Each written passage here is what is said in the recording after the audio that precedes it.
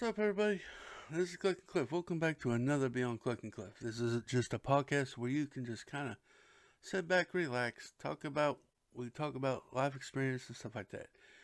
And yeah, we'll get into it. Yeah, if you're out there busy cleaning your room or cleaning your house, doing whatever it may be, you can have me on in the background. I can make you laugh, make you smile, and all that good stuff. Hopefully, I can. No, I'm not Mr. Perfect, so I don't know. I'm just joking. But yeah, where I kind of give life experiences, some stories, stuff like that. And just hope you enjoy it. That's all I hope. It's only, 10, 14, 15 minutes long. I don't go for an hour. I thought about doing an hour long podcast, but man, that's a lot of talking and a lot of work. So yeah, I got a fly flying around here. I hate these stupid flies. Anyway, back at the ranch. You see my little pet fly coming around. That's George. Say hi to George. Kitty. You know, last week I talked about being frustrated with a mechanic. I'll tell you a story. When I was younger, when I first turned 16, I went out and got a job at a supermarket in McDonald's. But this is more when I was working at the supermarket. When I was junior in high school, senior year. I was on the work program, so I went to school half a day, then went to work and worked 5 or 6 hours Monday through Friday, then all day Saturday, all day Sunday.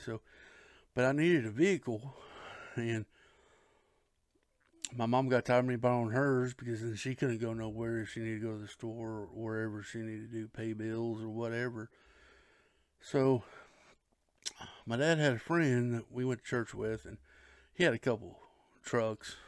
So there was a Chevy S10 and I think a Chevy S10 or whatever they call it, custom 10 or whatever they called it.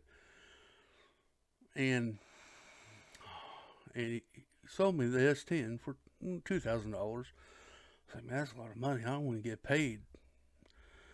And he worked with me. He let me do payments. So I was like, yeah. So I did save. I gave him basically my whole paycheck, for a down payment, and I was going to do a monthly payment. And then my dad, this is a good job for him to teach me responsibility. So I had to pay my own vehicle insurance, my own gas, and my car payment.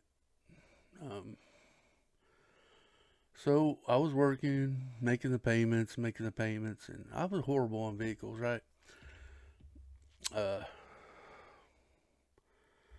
And it was a clutch. I never drove a standard I drove a standard when I was younger, helping my dad out in the fields, and I knew the facility about it, but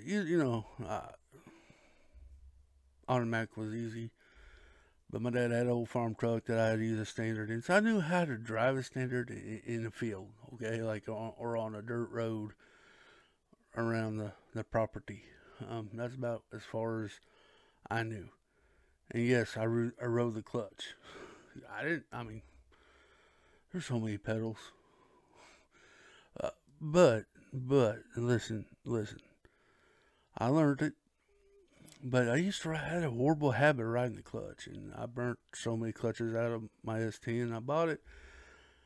Didn't really know how to drive it on the highway. Okay, I didn't. You're going around on the roads in a hay truck. You're not going very fast. Hauling a trailer and a load of hay. You're not going very fast. You're not going 60 miles an hour or whatever. So I don't think I even got out of first or second gear going around that in the field and stuff like that. So I didn't really get the concept of switching gears until I got my S10. I go, Dad, you're going to teach me how to drive this thing. He goes, hey, okay. So we get out of the truck and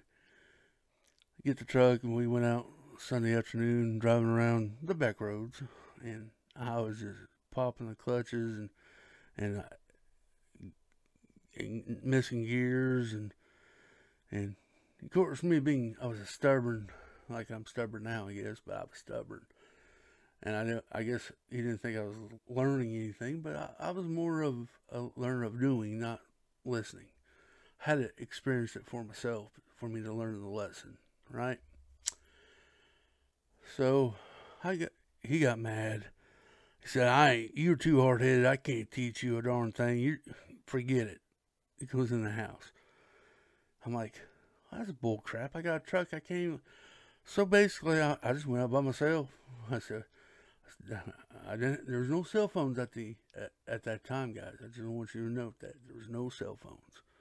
They were just coming out, and I wasn't going to get one. Why I need one? I had a home phone sitting in the house. I don't need a cell phone. Boy, things change. But anyway, I go, I want to go take it around the country block here.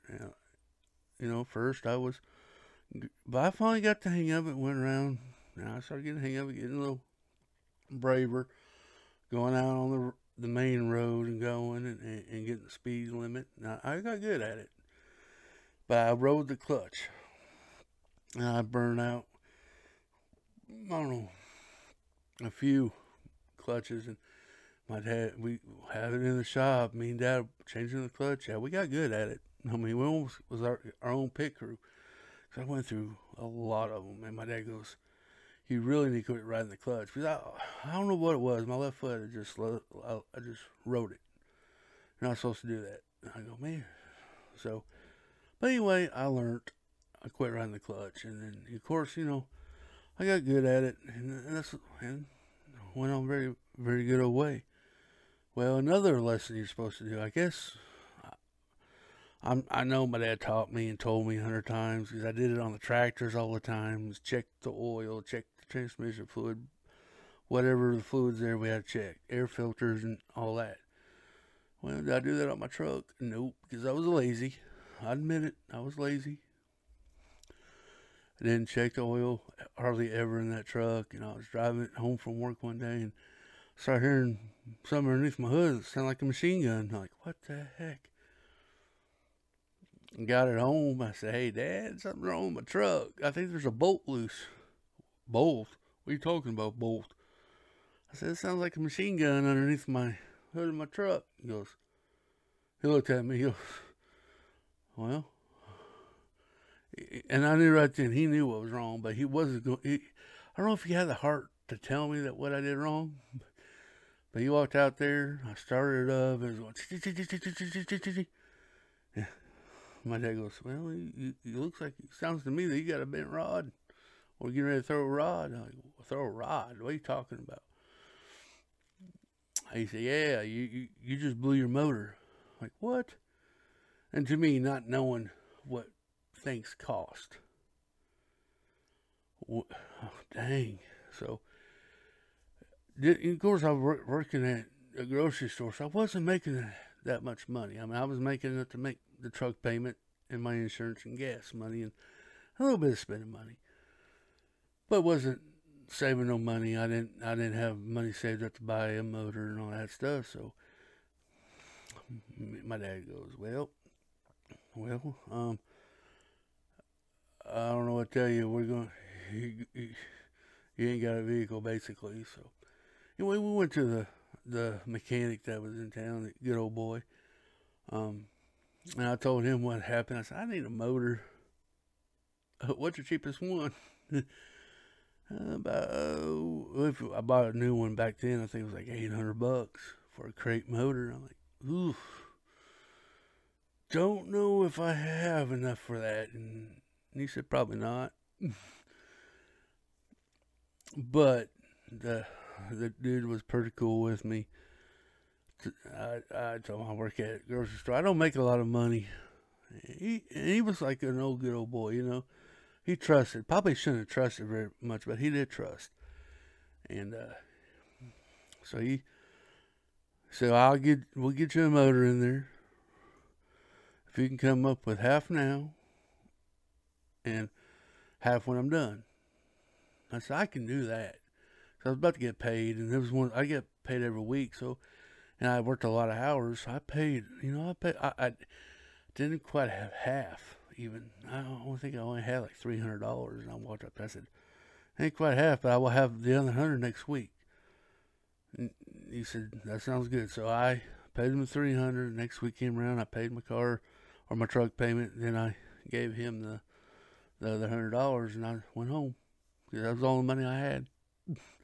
And I was talking to my dad. I said, I got to see what that other $400 or whatever to get that done. And he goes, yeah, but good thing to you, income tax time's coming. I go, well, and here's another thing. I'm like, huh?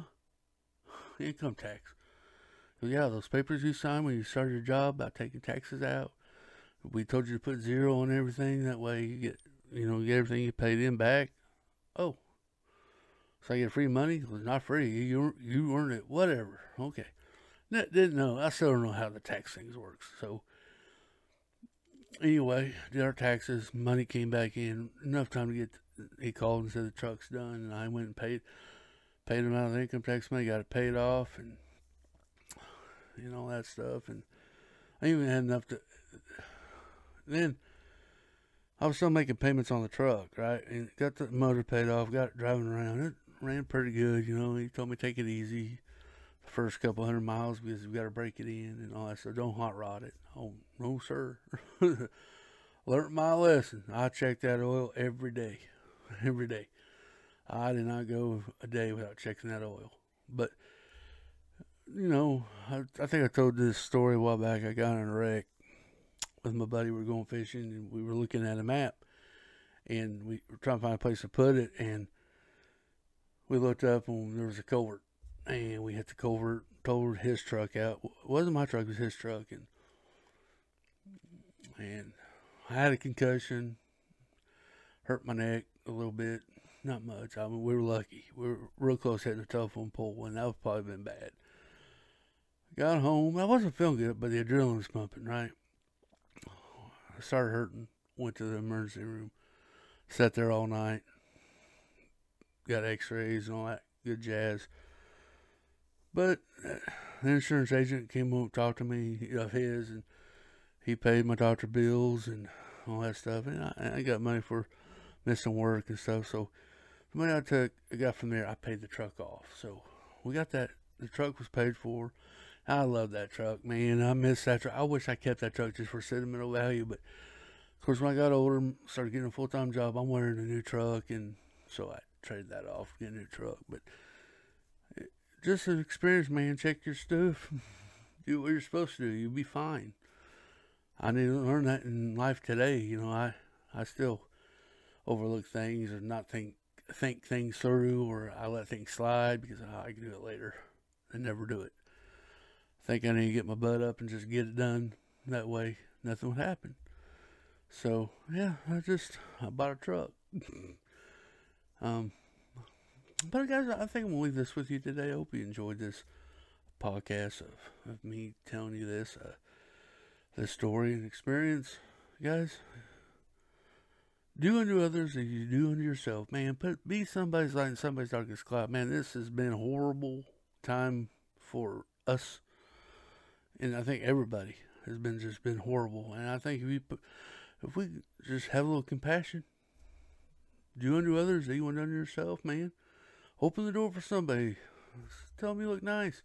Be somebody's light in somebody's darkest cloud. Because they could be having a real bad day, and a little hello from you could cheer them up just a little bit. And that's the goal, right? Guys, I hope you enjoyed it. If you like, please hit that like button. Leave me a comment. Let me know what you think about my experience of this life lesson. And subscribe if you ain't subscribed. And guys, until the next time, be good to one another.